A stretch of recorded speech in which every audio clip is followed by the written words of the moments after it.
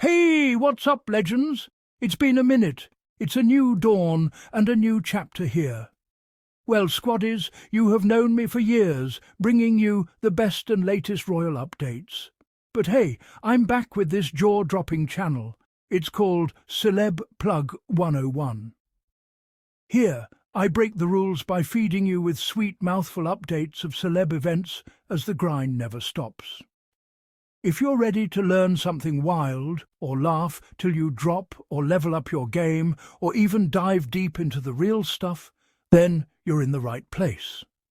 Hit that like button, subscribe, and don't forget to turn on the notification bell for some juicy updates.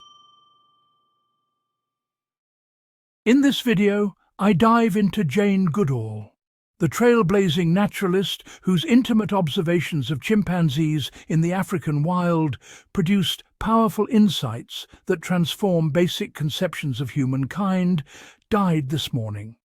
So, with this said and done, take your seat because you're watching the channel where legends rule and every headline reigns supreme. A tireless advocate of preserving chimpanzees' natural habitat, Goodall died on Wednesday morning in California of natural causes, the Jane Goodall Institute announced on its Instagram page. Dr. Goodall's discoveries as an ethologist revolutionized science, the Jane Goodall Institute said in a statement. A protege of anthropologist Louis S.B. Leakey, Goodall made history in 1960 when she discovered that chimpanzees, humankind's closest living ancestors, made and used tools, characteristics that scientists had long thought were exclusive to humans. She also found that chimps hunted prey, ate meat, and were capable of a range of emotions and behaviors similar to those of humans, including filial love, grief, and violence bordering on warfare. In the course of establishing one of the world's longest-running studies of wild animal behavior at what is now Tanzania's Gombe Stream National Park, she gave her chimp subjects names instead of numbers, a practice that raised eyebrows in the male-dominated field of primate studies in the 1960s. But within a decade, the trim British scientist with the tidy ponytail was a National Geographic heroine whose books and films educated a worldwide audience with stories of the apes she called David Greybeard, Mr. McGregor, Gilka and Flo. When we read about a woman who gives funny names to chimpanzees and then follows them into the bush, meticulously recording their every grunt and groom, we are reluctant to admit such activity into the big leagues. The late biologist Stephen Jay Gould wrote of the scientific world's initial reaction to Goodall.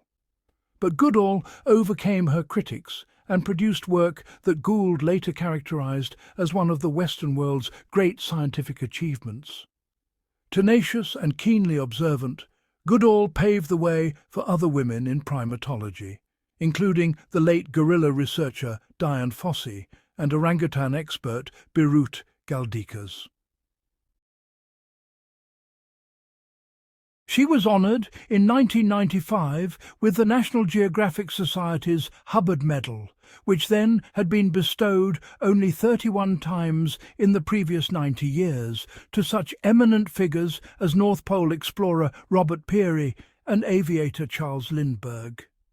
In her 80s, she continued to travel 300 days a year to speak to schoolchildren and others about the need to fight deforestation, preserve chimpanzees' natural habitat, and promote sustainable development in Africa.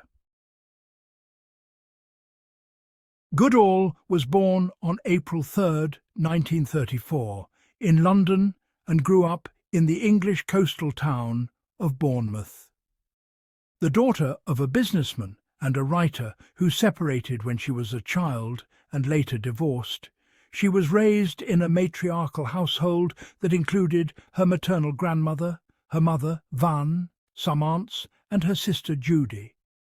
She demonstrated an affinity for nature from a young age, filling her bedroom with worms and sea snails that she rushed back to their natural homes after her mother told her they would otherwise die.